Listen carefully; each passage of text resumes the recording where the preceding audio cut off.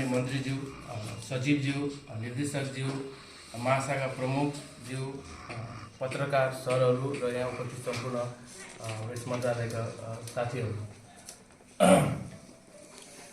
यो चाहिँ प्रदेश सङ्घीय सहकारी केन्द्र नियमावली जारी भइसके पश्चात सहकारीको नियमन क्षेत्राधिकार भन्ने विषय तिनै तहको अधिकारभित्र परेको छ, जसअनुसार सङ्घ, प्रदेश र स्थानीय छ र प्रदेश सरकार अन्तर्गत पनि परेको हुनाले हामीले चाहिँ त्यस्ता सहकारी संस्थाहरूको प्रभावकारी सञ्चालन, व्यवस्थापन र नियमन लगायतका क्रियाकलापहरू गर्नको लागि चाहिँ मध्य प्रदेशमा चाहिँ 79 सालमा चाहिँ सहकारी ऐन आयो।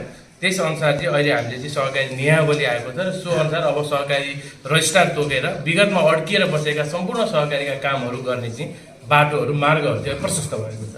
र यसै सन्दर्भमा चाहिँ अब सानो यसमा लेखेका कुराहरू हजुरहरूलाई, सहकारी क्षेत्र तिनै तहको सरकारको अधिकार क्षेत्रभित्र पर्दछ। सोही अनुसार सङ्घीय सहकारी ऐन 2074 र नियमावली 2075 जारी भयो, जसले स्थानीय तहसम्म कार्यक्षेत्र भएका सहकारी संस्थाहरू स्थानीय सरकारको, एक स्थानीय तहभन्दा बढी प्रदेशसम्मको कार्यक्षेत्र भएका सहकारी संस्थाहरू प्रदेश सरकारको र एक प्रदेशभन्दा बढी कार्यक्षेत्र भएका सहकारी संस्थाहरू सङ्घीय सरकारको नियमन क्षेत्राधिकारभित्र रहने व्यवस्था गर्यो। संवैधानिक व्यवस्था र सङ्घीय कानुन अनुसार मध्य प्रदेश सरकारबाट प्रदेश सहकारी ऐन 2079 मिति 2079 साल असोज 9 गते जारी भयो। सोही ऐन अनुसार मिति 2080 11-15 फागुन 15 गते प्रदेश सहकारी नियमावली 2080 राजपत्रमा प्रकाशित भएको छ। मध्य प्रदेशको क्षेत्राधिकारभित्र पर्ने सहकारी संस्थाहरूको दर्ता, नियमन, सञ्चालन तथा व्यवस्थापनको लागि यसले कानुनी आधार स्थापित भएको छ। प्रदेश सहकारी ऐन र नियमावलीले सहकारी क्षेत्रको प्रभावकारी नियमन, सञ्चालन तथा व्यवस्थापनको लागि थुप्रै कानुनी व्यवस्थाहरू गरेको छ, जसले देहायको कार्यहरू गर्नलाई मार्ग प्रशस्त गरेको छ। मैले केही यहाँ लेखेको, सहकारी रजिस्ट्रारको कार्यालय खोल्नुपर्ने व्यवस्था गरेको छ। प्रारम्भिक सहकारी संस्था, जिल्ला र प्रदेश स्तरीय सहकारी सङ्घहरू खोल्ने बाटो खोलेको छ। व्यावसायिक क्रियाकलापहरू सञ्चालनको लागि विशिष्टीकृत सहकारी सङ्घ दर्ता गर्न सकिन्छ। सहकारी सङ्घ संस्थाले आफ्नो कारोबार, व्यवसाय, उद्योग वा परियोजना सञ्चालन गर्ने आधार तयार भएको छ। विनियम संशोधन, कार्यक्षेत्र विस्तार, सेवा केन्द्र खोल्ने, एकीकरण, विभाजन लगायत विगतमा रोकिएका थुप्रै कामहरू गर्ने अब बाटो खुलेको छ। सहकारी सङ्घ संस्थाहरूको अनुगमन, छानबिन र निरीक्षणलाई सघन बनाई सहकारी संस्थामा सुशासन कायम गराउने आधार तयार भएको छ। कानुनको पालना नगर्ने र कानुनी निर्देशनहरू बारम्बार उल्लङ्घन गर्ने सहकारी संस्था वा सञ्चालकहरूलाई दण्ड, सजाय र जरिवाना गर्ने आधार तयार भएको छ। उत्कृष्ट कार्य गर्ने सहकारी संस्थाहरूलाई पुरस्कृत गर्न सकिन्छ। जनताको बचत रकम हिनामिना गर्ने सहकारी संस्थाहरू, कानुन विपरीतका कार्य गर्ने सहकारी संस्था तथा सञ्चालकहरूलाई छानबिन गरी अनुसन्धानको लागि लेखी पठाउने आधारहरू पर्याप्त भएको छ। समस्याग्रस्त सहकारी संस्थाहरूलाई समस्याग्रस्त सहकारी घोषणा गरी व्यवस्थापन समिति मार्फत सम्पत्ति व्यवस्थापन लगायतका कामहरू गर्ने आधार तयार भएको छ। सहकारीको नियमन तथा सञ्चालनको लागि विभिन्न निर्देशिका, कार्यविधि तथा मापदण्डहरू बनाउने आधार तयार भएको छ। सहकारी संस्थामा आन्तरिक नियन्त्रण प्रणालीलाई बलियो बनाए सो निर्माण महत्त्वपूर्ण भूमिका खेल्ने सहकारी शिक्षा, सूचना र प्रवर्धन गर्ने कामहरूलाई तीव्रता दिन थप बल पुगेको छ। त्यस्तै सहकारी संस्थाहरूको लागि छुट, सुविधा र सहुलियतहरूको पनि व्यवस्था भएको छ, जुन अब कार्यान्वयन गर्न सकिन्छ। यसका साथै ऐन तथा नियमावली नियामक निकायको तर्फबाट मन्त्रालय, प्रदेश सहकारी रजिस्ट्रारको कार्यालयका काम, कर्तव्य र अधिकार निर्धारण गरेको छ। साथसाथै सहकारीमा सुशासन कायम गर्न र सहकारी संस्थाहरूको प्रभावकारी सञ्चालनको लागि सहकारी संस्थाको सञ्चालक, सदस्य, कर्मचारी तथा सम्पूर्ण सहकारी अभियानको भूमिका स्पष्ट गरेको छ।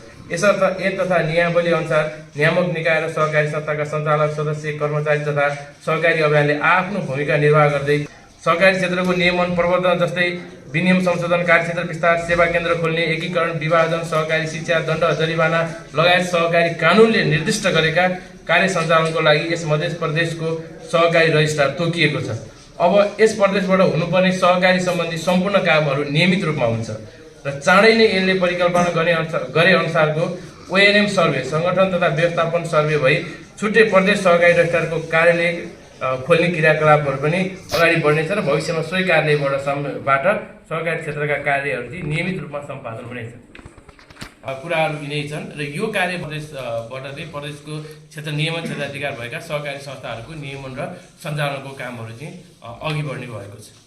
यस सन्दर्भमा अझै केही भनिदिनु हुनको लागि श्रीमान सचिवलाई पनि 6 वर्ष पुरा भइसकेपछि हामीले व्यवस्थाकृत सहकारी मन्त्रालयको मातहत रहेको यसको कार्य क्षेत्रभित्र रहेको सहकारी क्षेत्रको नियमन गर्ने विषयहरूलाई व्यवस्थित बनाउने हिसाबले हामीले सुरुवात गर्न लाग्छौँ। खास गरी नियावली ल्यायौँ। नियावली ल्याइसकेपछि माननीय मन्त्रीज्यूको पनि को निर्देशनमा र हामीले त्यो काम गर्ने नियावली चाहिँ आएको छ। त्यो प्रदेश राजपत्रमा आइसकेको छ। अब हामीले कामलाई अलि व्यवस्थित ढङ्गबाट अगाडि बढाउनलाई एउटा बाटो खुलेको छ। हामी प्रदेश चाहिँ सहकारी रजिस्ट्रार कार्यालय खोल्ने कुराहरू गरेको छ र अहिले तत्कालको लागि मन्त्रालयले हामीले रजिस्ट्रार पनि नियुक्त गरिसकेका छौँ र यो प्रदेश यो मन्त्रालयले नै अहिले त्यसको जिम्मा लिएको छ र यो हाम्रो महाशाखा अन्तर्गत रहेको महाशाखा प्रमुखलाई नै रजिस्ट्रार हामीले तोकेर कार्य अगाडि बढाउन लाग्दैछौँ।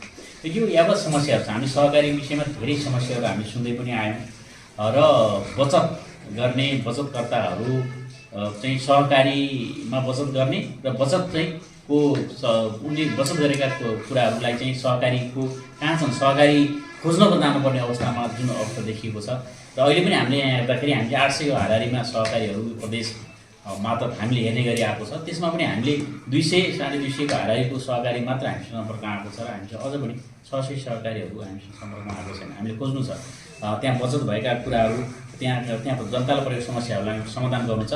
अब यो हामीले कानुनी रूपमा चाहिँ एउटा बाटो खोलेका छौँ र हामी आगामी दिनमा विशेष गरेर यस्ता चाहिँ सहकारीमा देखिएको व्यथितिलाई चाहिँ समाधान गर्ने, नियमन गर्ने कुराहरू र कति कुराहरू हामीले सेवा केन्द्र विस्तारका कुराहरू, दर्ताका कुराहरू छन्, त्यस्ता कुराहरूलाई पनि अब एकाउन्टको कुराहरूमा होला, यस्तो कुराहरूलाई पनि हामीले चाहिँ सहज ढङ्गबाट काम गर्ने गरी हामीले व्यवस्था गरेका छौँ। अब सहकारी क्षेत्रमा लागेका